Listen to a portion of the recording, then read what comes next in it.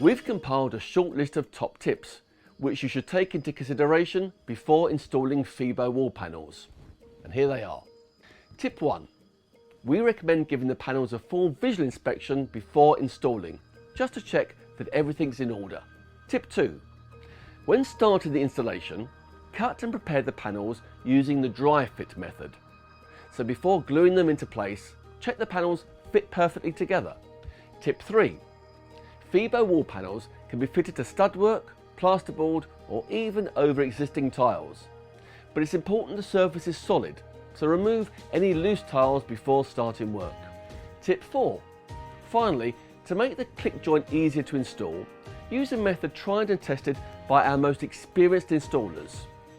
Run a candle along the edges and you'll find they should easily click into place.